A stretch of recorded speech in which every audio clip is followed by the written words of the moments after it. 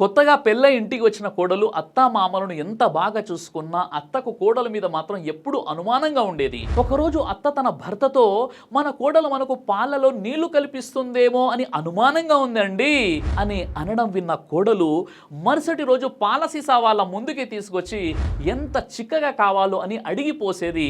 ఇంకోసారి ఫోన్లో అత్తగారు తన కూతురికి నాకు నా కోడలు అన్నంలో నెయ్యి కొద్దిగానే వేస్తుందని చెప్పడం విన్న కోడలు ఆ తర్వాత రోజు నెయ్యిని అత్తగారి వారి రూమ్ లోనే పెట్టి ఇక్కడైతే గడ్డ కట్టకుండా ఉంటుంది అత్తగారు అని అంటుంది. ఇంకోసారి ఆ అత్త అబ్బాయి ఎన్ని పండ్లు తెచ్చినా మనకు మాత్రం కొన్నే దొరుకుతాయి అని అనడం విన్న కోడలు ఫ్రిడ్జ్ ని వారి గదిలోకే మార్చి పెద్దవారు కదండి మాటి మాటి కిచెన్ లోకి రావాలి అంటే ఇబ్బందిగా ఉంటుందని అంటుంది. చివరిగా ఒకరోజు రాత్రి కోడలు ఎవరికో ఫోన్లో అందరూ పడుకున్నారు రండి అని చెప్పడం విన్న అత్తగారు చూసారా నేను చెప్పింది కోడలు ఏదో తప్పు చేస్తుంది అని అంటుంది. దానికి చిరాకు పడిన భర్త అర్థం చేసుకునే మనసు ఉండాలి, వయసు పెరిగినంత మాత్రాన సరిపోదు, నీ బుద్ధి కూడా పెరగాలి.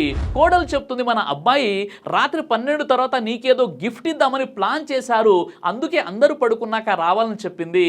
నువ్వు ఒకప్పటి కోడలివే కదా, మన ఇల్లు చక్కదిద్దడానికి వచ్చిన కోడలి మీదే నీ కోపము నీ అనుమానం, ఇది కుటుంబాన్ని నాశనం చేయడానికి తప్ప మరేమిటికి పనికి రాదు, నీ మూర్ఖత్వమే ఇలా తయారైపోయిందని కోపంగా ఆమెను సంస్కరిస్తాడు. కాబట్టి చూసే కోణం పాజిటివ్గా ఉంటే ఇంట్లో కోడలు కూడా అత్తకు పాజిటివ్గానే కనబడుతుంది.